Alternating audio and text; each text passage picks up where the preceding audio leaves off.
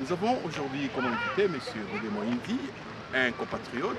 Au fil de conversation, on a parlé d'un de nos compatriotes qui a été une grande personnalité lors de la Deuxième République.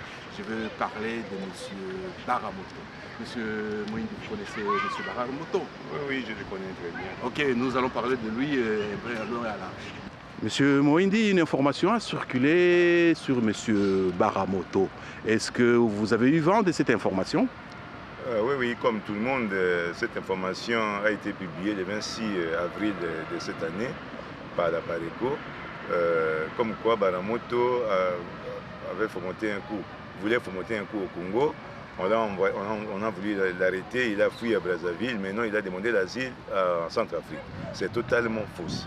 Et vous connaissez bien M. Baramoto, donc vous pouvez nous donner la vraie information. Oui, je vous donne la vraie information. Si vous voulez même parler avec lui au téléphone, à Bruxelles, vous pouvez le parler maintenant. Je donne la vraie information.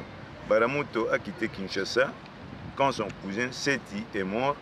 Il a pris l'avion à Brazzaville en passant par Bitingobila officiellement. Il a pris Air Maroc. Il est arrivé à Bruxelles. Il a pris notre avion. Il est arrivé à Lisbonne.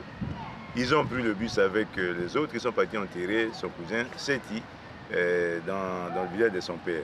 Maintenant, Baramoto est à Bruxelles ici. Il n'a jamais été chassé du Congo ou bien s'est réfugié à Bangui. Non, il est ici.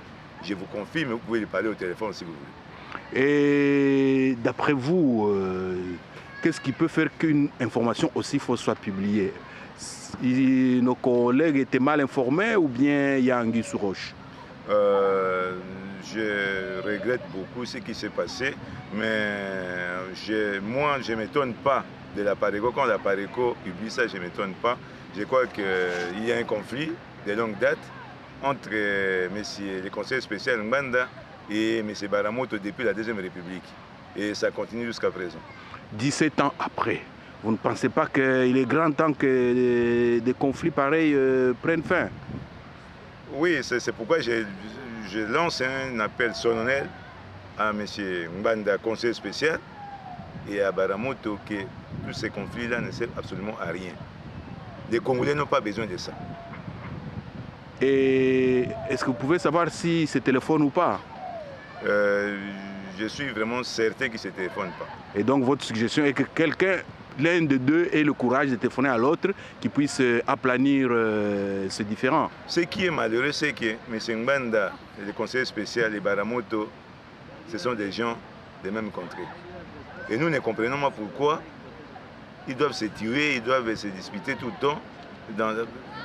On ne comprend absolument rien de ce qui se passe. Ce que je demande à Mbanda et M. Baramoto de cesser ces conflits totalement inutiles. Parce que ça ne sert pas à la cause du peuple congolais. Oui, vous qui connaissez M. Baramoto, vous pensez qu'il veut rentrer dans la vie politique? Absolument pas. Baramoto, il a quel âge maintenant?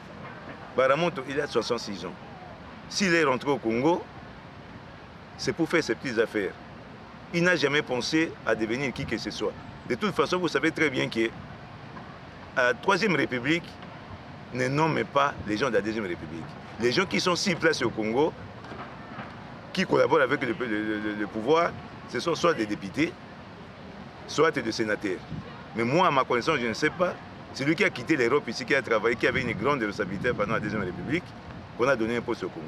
Baramoto n'a aucune ambition politique. Baramoto est rentré au Congo.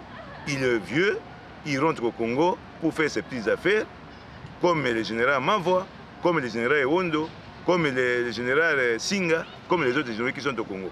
Il n'a aucune ambition parce que de toute façon, qui va les nommer? On ne nomme pas les gens de la Deuxième République. Bien, merci beaucoup pour cet éclaircissement. Et votre dernier mot, le mot de la fin? Le mot de la fin, et j'adresse, comme j'ai dit, je demande son mot à M. Mbanda parce que tout vient de la Pareco.